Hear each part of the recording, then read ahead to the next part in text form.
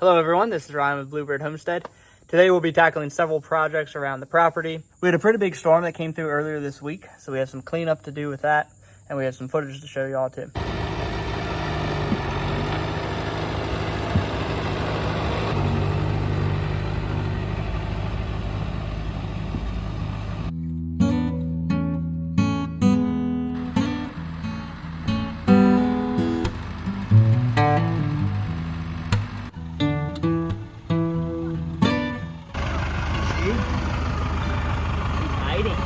The little guy.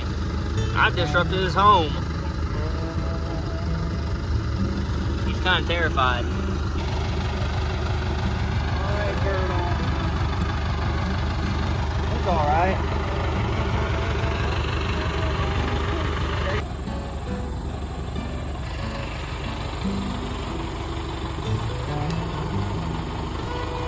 Yeah, he likes it in there better than out here. I'm gonna get the chainsaw, chop up this log, and we can get all these branches cleaned up and take it down to the brush pile.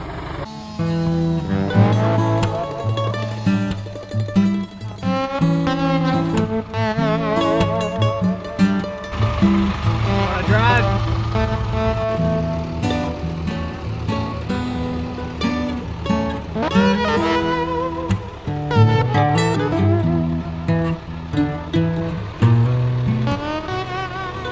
All right, we got that tree all cleaned up.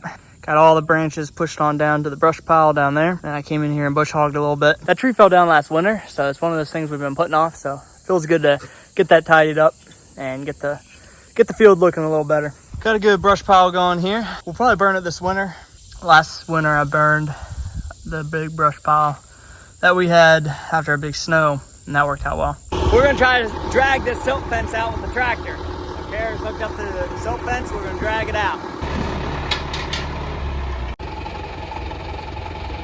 So pulling with the chain wasn't working, huh?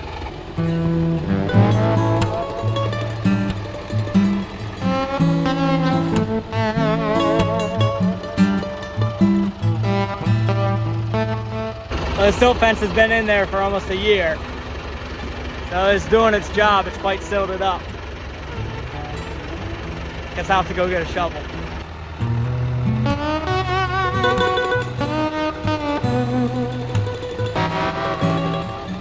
Well, we got it taken care of. Ended up just digging it out with the tractor.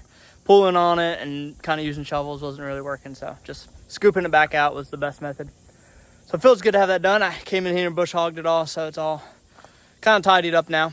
On the list of projects to do today is to install our automatic chicken door on the chicken coop. We ordered this chicken door from AliExpress. It took about 4 weeks to get here, which honestly wasn't that bad. We'll see how it holds up over time, but we decided just to go with the cheapest option we could find, and if it needs replacing later on, then we might do that. But we'll start with this. It's battery powered and has an automatic light sensor, so we'll see how it works over time. Let's get it installed though. So the opening I made in the chicken coop was 10 inches. And this guy here, from out to out, is 9.5. So I need to make some modifications to my opening. Use these holes and screw it in to the trim board. So I'm doing that now. So this trim board here, I'm gonna move over just so I have something to screw into, because the automatic door is gonna sit in here. So I need to move that over, cut a little bit off down here. The poor chickens don't know what's going on. Try to just gingerly pull this off without messing anything up. Gingerly apply force.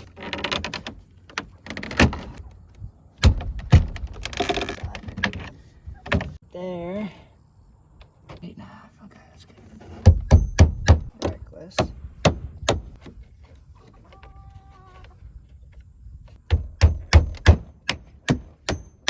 I think we just eyeball this. Sometimes eyeball math is best.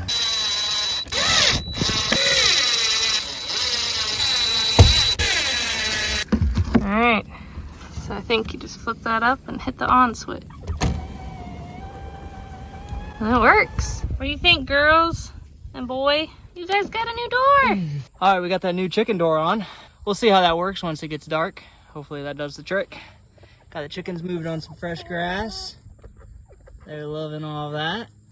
Today is all about just getting these odds and end projects done that we've been procrastinating on. And one of those things is saving seeds. We have some sunflowers here along the back of the house, and during a couple of our big summer storms, some of them have fallen over. This one, even though it fell over, still bloomed. It was beautiful on the ground. We let the seeds fully mature and dry out on the plant, so now we can go ahead and save them. I just have a big black rubber tote that I'm gonna put the sunflower heads in to let them continue drying out. So the seeds are actually what's underneath this top layer here, and that's the part you want to save. Now I'm just going to cut the heads off and put the whole thing into the bucket for now. This teddy bear sunflower is so pretty. This one just fell off, but it has such a fluffy look. I think it's beautiful. I gathered up a bunch from this side of the house, so I'm going to take the bucket over to the other part of the garden where I have more sunflowers planted. Most of these sunflowers on this side are dying too. Some of the seeds are ready to be saved and some of them still need to dry out a little more. Over here next to our compost though, we have an entire squash plant that has managed to survive all the squash bugs. Let me see if I can find a squash to show you. It's huge. Grown out of our compost bin here. Here you go. Looks like maybe a butternut squash. So that's exciting because most of our other squash plants have been eaten by squash bugs already this year. This sunflower's pretty much been picked clean by birds. And I do like to leave some of them out for the birds, but I want to save some seeds, 2 of each variety. So one thing you can do is put some pantyhose or netting of some sort over top of the sunflower heads so that the birds can't get to them. We have our bucket full of sunflower heads now. I'm just going to leave them here on the back porch. We might lose a couple to rodents and whatnot, but with the cats on the back porch, I don't think that'll be too big of an issue. We've got lots of sunflower seeds in here though. I'm just gonna leave it one big bucket and not separate by type. That way it'll be a nice mix for next year to plant. I'm glad I was able to harvest quite a few before the birds got to them all. Hey kitties! Hey Pepper! Do you guys want a treat? So we had a big storm come through earlier this week, and this whole area got flooded. So this is down our driveway a bit. We have some culverts right in this area. So the wood line there on our neighbor's property is a stream, and that continues all the way down through this field. So this whole area, you can see where the gravel is washed out. This whole area through here was covered. Here's a video I took the evening after the storm. Yeah, it overtopped. I thought maybe it would have. We just got inches and inches of rain. Wow. I wonder what that's gonna look like after it's done.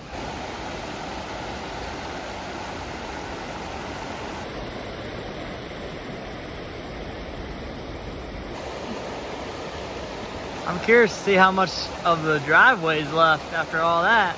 Check out these culverts. Look at that spiral. So in that video, this whole area in here is covered in water. And this area right in here is the area that all got washed out with all the stone ending up down there. And a lot of that was some bigger stone. So it, water's really powerful. So it washed all that away. And thankfully on this one, we built this road, built it with my father-in-law, and we did armor this slope with some riprap. Now who knows if that, that really helped us much in this case, but none of this got washed out. The road overtopped. We lost gravel up along these culverts, and we lost gravel down where I was talking before, but the road held. I was able to bring in some gravel here to repair some of this that got washed out. I guess eventually I'll get in there to clean up that gravel, but for now, just put down some other gravel. I'm hoping this doesn't wash out too often. This has happened now, I think 2 times in the last 2 years or so. If this does keep happening, I may have to look at some options to armor our driveway in some way to prevent gravel loss. All right, it's the evening now. I'm gonna split some wood. I have a beautiful evening. I'm in the shade here, which is great. So I have a great big pile over here. We'll see how much I can get through that. And then over here we got some more. Lucy, did you get something? What'd you find? What'd you find? What'd you find? Got a kiss.